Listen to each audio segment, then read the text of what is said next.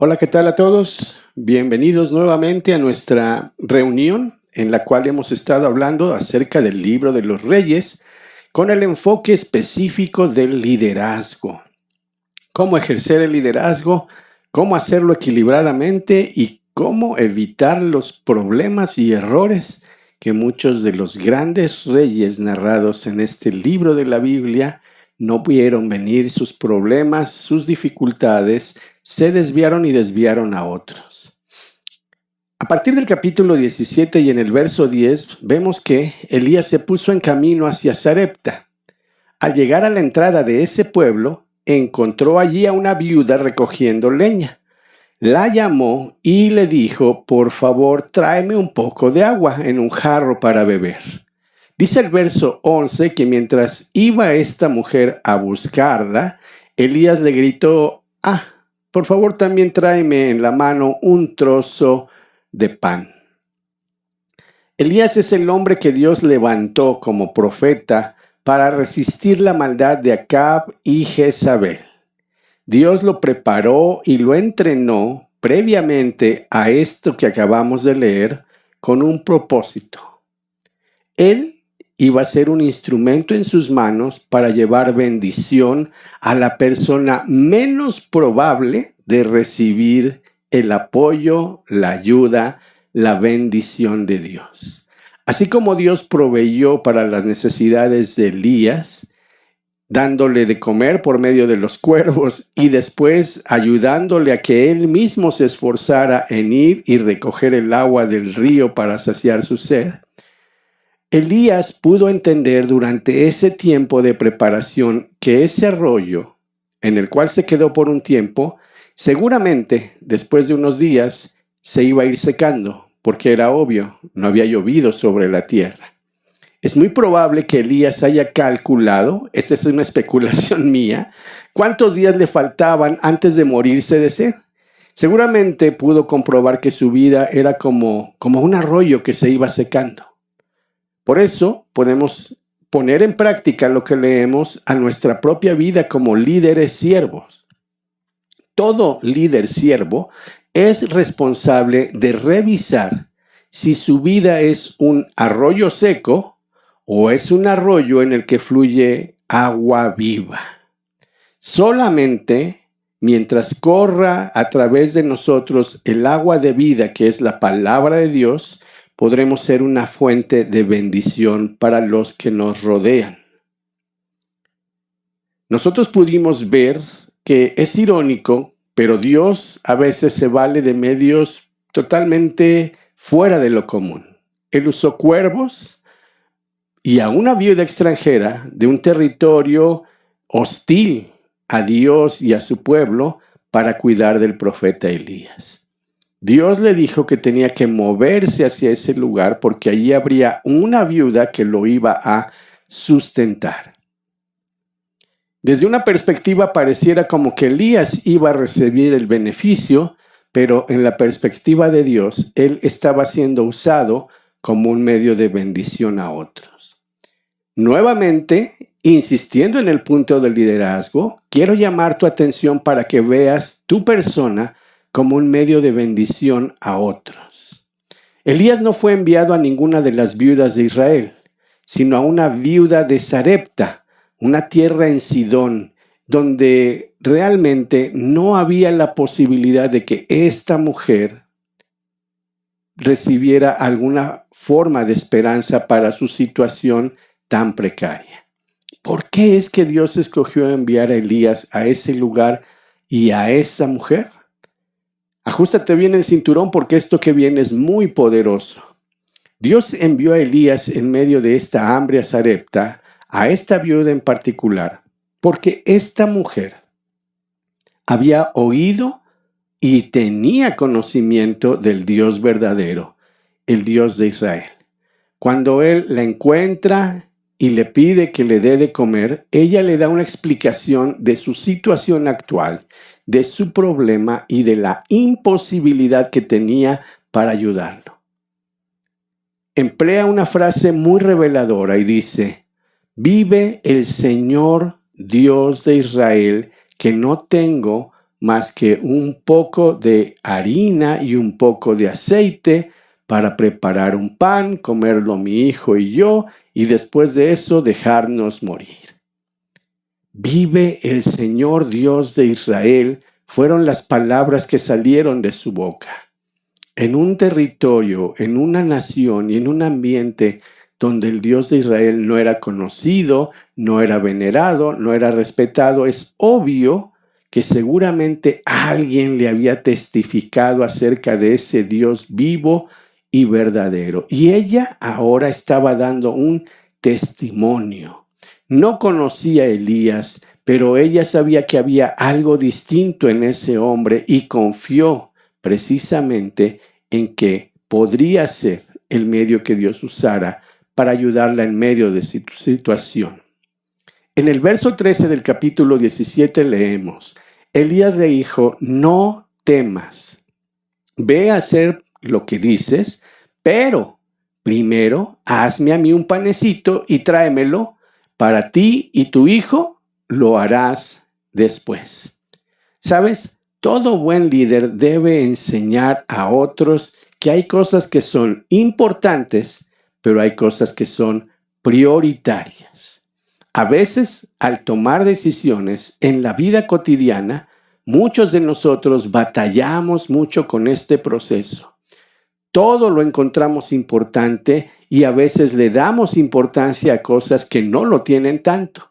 Y sin embargo, pasamos por alto, no logramos ver y entender que hay cosas que son prioritarias. ¿Es importante trabajar? Sí. ¿Es importante que nosotros tengamos el sustento? Sí. ¿Es importante tener cuidado de nuestra familia? Sí. ¿Es importante cumplir con nuestras responsabilidades? Sí.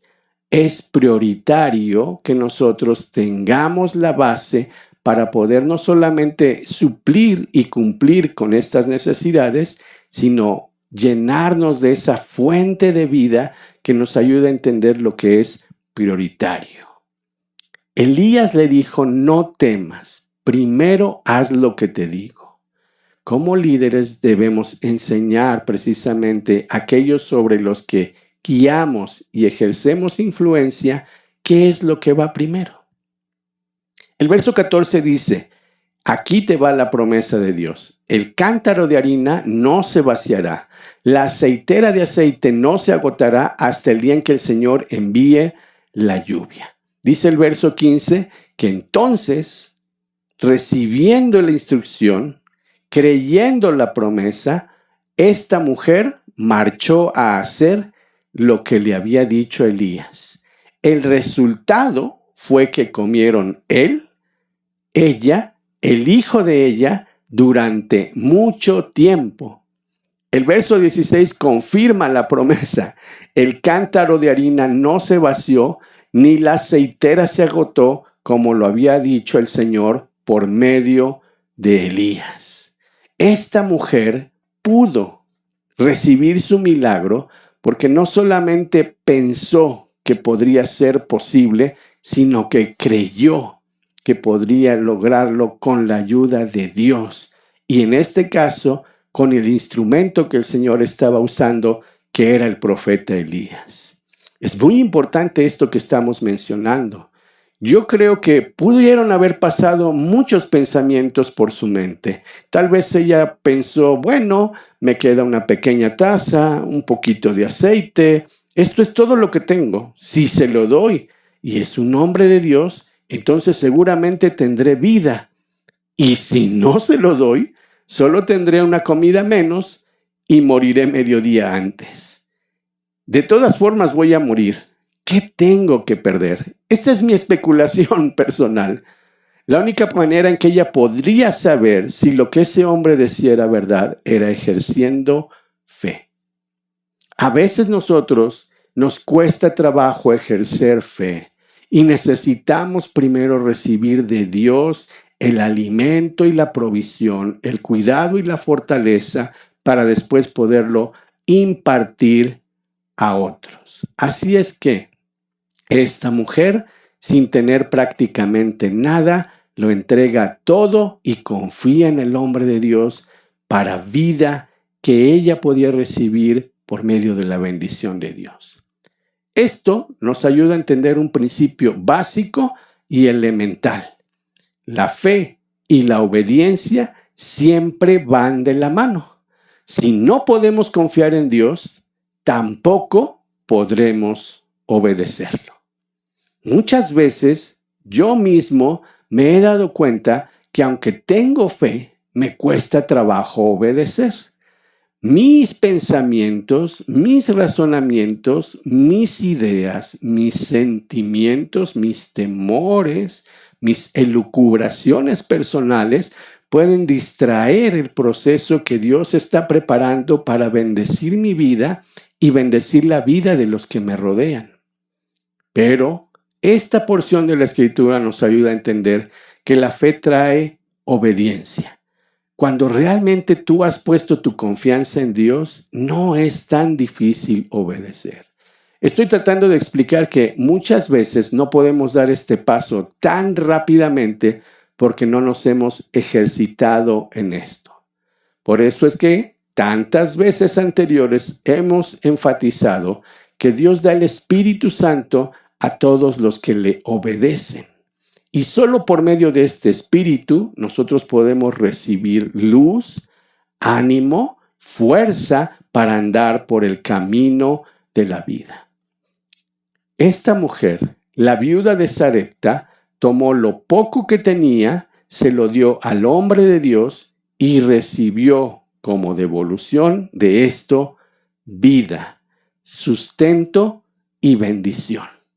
La promesa se cumplió por la obediencia que se ejerció. A veces nosotros estamos impidiendo la bendición por no poner en práctica lo que decimos creer. Fíjate algo mucho más asombroso. Hasta aquí la historia pudo haber terminado bien. Comieron, se sustentaron, no hubo más problemas hasta el día en que volvió a llover. En ese ínter de varios años, donde Elías se quedó a vivir con esta mujer y su hijo, pasa una cosa asombrosa. Primer libro de Reyes, capítulo 17, versos 17 y 18. Más tarde, dice la Biblia, cayó enfermo el hijo de la dueña de la casa. La enfermedad del muchacho fue tan grave que murió. Y ve ahora el contraste en este escenario. Verso 18, la mujer le dijo a Elías: no quiero nada contigo, profeta. ¿Has venido a mi casa a recordar mis culpas y a matarme a mi hijo? Elías, seguramente desconcertado, pero firme en su postura, le dijo: dame a tu hijo. Y tomándolo de su regazo, se lo llevó a la habitación de arriba, donde él dormía, y lo acostó en la cama. Elías clamó a Dios, cuestionó a Dios, pero también fue usado por Dios para que el muchacho resucitara de la muerte. El hijo de la viuda enfermó y murió. Esta es una enseñanza muy fuerte también para nosotros. Pese a la adversidad, a la reacción temperamental de esta viuda, Elías resucitó al muchacho, demostrando una vez más el poder del Dios Todopoderoso. Esto me recuerda mucho que la salvación siempre se revela en la Biblia así. Dios va a tomar eventos y situaciones especiales, algunas de las cuales muchos de nosotros no quisiéramos vivir ni quisiéramos atravesar, pero Él va a salvar a las personas cuando llegan a un punto de destitución espiritual o un punto de privación. Destitución, algo que les es quitado. Privación, algo a lo que no tienen acceso. Muchas veces Dios va a usar momentos difíciles no solo para llamar nuestra atención, sino para ablandar nuestro corazón y para poder activar fe viva en nuestra vida. La salvación entonces es precisamente el proceso en el cual una persona puede saber si Jesús puede salvarlo o no del infierno del juicio que todos tendremos que pasar ante Dios para rendir nuestras cuentas claras de lo que hicimos o no hicimos, de nuestra aceptación o rechazo del Evangelio de Jesucristo. Podríamos ver todos los milagros bajo el sol, podríamos escuchar todas las promesas de falsos profetas y falsos milagros, pero una cosa es clara: solamente hay una manera de saber si lo que Dios dice es verdad. Y cuando Él dice, cree en el Señor Jesucristo y serás salvo tú y tu casa y salvarás tu alma del infierno, Él está diciendo que puede cambiar tu vida, enviarte al cielo eterno con todos tus pecados perdonados, si tan solo, como esta viuda, das un paso de fe. Suena tan sencillo y a la vez es tan desafiante. Hay que tomar nuestra vida llena de faltas y entregársela a Él. Y entonces, con eso poco que nosotros damos, ver cómo Él obra un milagro, como lo hizo con esta mujer. Para terminar, solo quisiera agregar esto: un simple acto de fe puede producir todo un milagro espectacular. La viuda confió en Elías y le dio todo lo que le quedaba para comer. Asegúrate de no guardarte nada. Asegúrate de no hacer que Dios no tenga acceso a ciertas áreas de tu vida. Muchas veces tenemos temor de entregarnos sin reservas, sin condiciones. Pero la fe es el paso entre la promesa y la bendición. La promesa y la seguridad. La promesa y el milagro que estás esperando. A veces los milagros parecen tan fuera de nuestro alcance porque nuestra fe es realmente muy débil. Todo milagro, pequeño o grande, comienza con un acto de obediencia. Fe y obediencia son indispensables en la vida de todo líder que busca guiar, influir y ser ejemplo en otros. Estoy seguro, aunque la Biblia no lo menciona así, que aquel muchacho, el hijo de la viuda, seguramente estuvo observando todas estas situaciones y eventos, cómo su madre reaccionó ante la palabra de Dios, cómo ejerció fe y fue obediente. Si queremos realmente que nuestros hijos, nietos y las personas sobre las cuales nosotros ejercemos guianza e influencia puedan realmente salir adelante, enseñémosle a confiar en Dios, pero hagámoslo partiendo de nuestro propio ejemplo.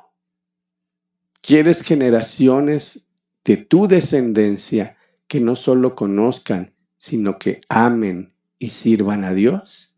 Asegúrate de ser ese ejemplo de fe y obediencia. Estoy seguro que esta pequeña meditación puede traer mucha bendición a tu vida. Oro porque el Señor te siga revelando la importancia que tiene ser un ejemplo, guiar, influir y sobre todo bendecir a otros, que eso es para lo cual Dios nos ha puesto en este mundo, ser un reflejo de su gloria. Gracias, Señor, por las personas que escuchan este mensaje, las que te conocen y las que es la primera vez que escuchan algo así. Muchos de nosotros a veces nos cuesta trabajo ver más allá de una circunstancia, pero la fe es útil para muchas cosas, especialmente para ver y estar por encima de las circunstancias. Una vez que podemos confiar, podemos creer. Y una vez que podemos creer, podemos obedecerte. Gracias porque todo lo que tú has prometido, la Biblia da fe de que tú lo has cumplido. Muchos de los que hemos puesto nuestra fe en ti, podemos decir, sí, amén, así ha sido en tu fidelidad y misericordia. Te animo, querido oyente, si aún no le has entregado tu vida a Cristo, para que hoy hagas un alto, hables con tu Creador, le confieses tu necesidad, tu pecado y tus faltas también, te arrepientas de las mismas y lo invites a ser el líder de tu vida para que Él haga de ti el líder que otros necesitan. Hasta la próxima.